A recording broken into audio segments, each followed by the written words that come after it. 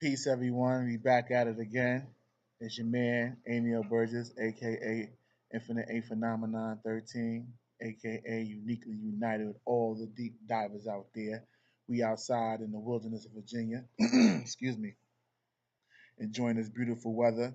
As you can see, my mustache is gone. I had bought the barber and pencil and ruler, and I got you. I get too perfecto and had to take all of it off. But can we get a woosah? Inhale pleasure, exhale peace. However you want to do, you can inhale peace and exhale pleasure. It all works.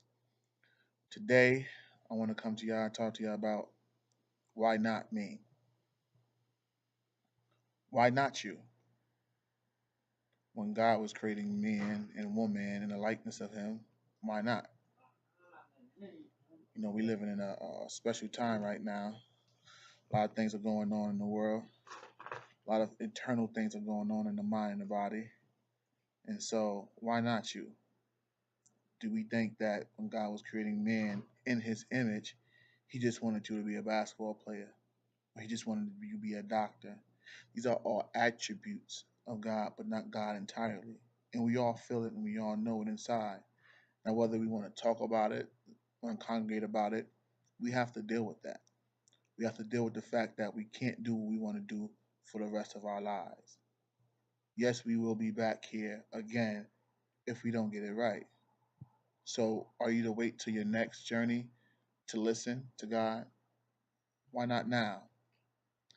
See, when we don't do what we asked of, when we don't become the vehicles of God, then we be punished.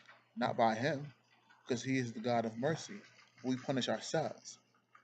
This is why we don't end up on jobs that we don't love.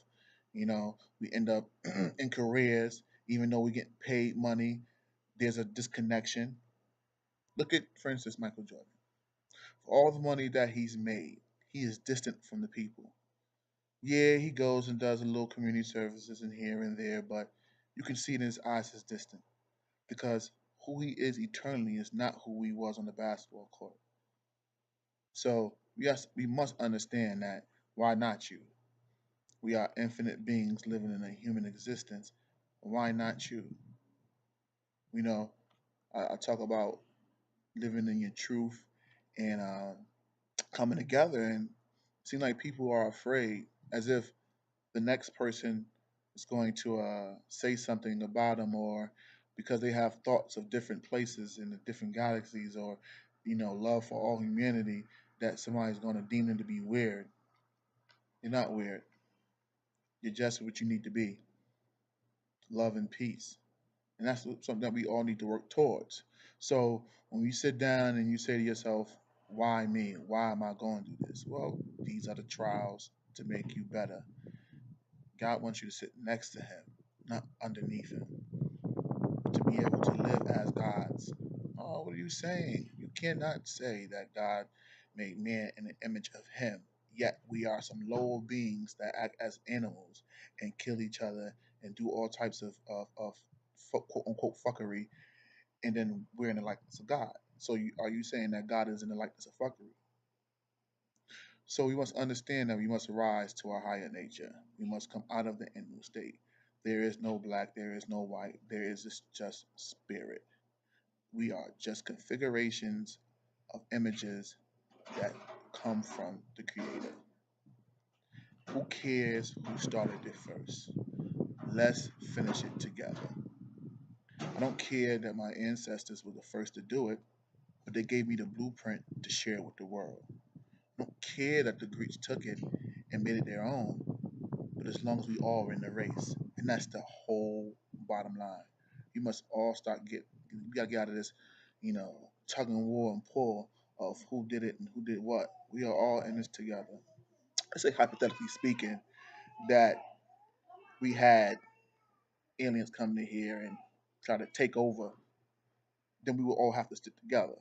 So why should it have to take something out of the body, out of our realm, out of our earth to come for us to unite? Why does it take that? Why does it take two buildings to get blown out of the sky for us to feel like we need to come together. We need to get out of the selfish way of thinking and start uniting ourselves spiritually and physically, you know? And it's up to us. It's up to you. It's up to me. So why not you? You're gonna keep going through what you're going through until you come to the realization you can't do nothing without God. Everything our ancestors did when they was relationship was connected to God was objective. They didn't smoke weed just to smoke it. They didn't sniff coke just to sniff it. You understand? They didn't just do anything just to do it. It was a spiritual objective because there are things that you can't see and things that you can see. And we all are connected to each other. So we must all go back to that connected, that oneness, and start separating ourselves. It's because of skin color. A skin color doesn't mean that that person does not bleed the same way you bleed. And you're starting to see it. At one point in time, we used to say, as black people, white people are, for instance, a white female. Oh, she don't have as big as an ass of a black woman, and she don't have this and that. Well, you start to see the oneness coming about because now you see around you, their figure configuration is starting to look exactly like us. Oh, we did it. Well, we gave it to them. Who cares? Because guess who gave it to you? God. And He's trying to show you that there is no difference. Only persona. Only what you perceive to be different. So understand this. Why not you? If you are in the image of Him, then this is for you. Everything is for you. You're going to go through things. Karma is going to catch up to you in this lifetime, if not the next. So understand that you can't keep running. You're not going to outrun God. You're not going to outrun the future. You're not going to outrun the past. You're not going to outrun the present. They'll all happen simultaneously. So let's get with it.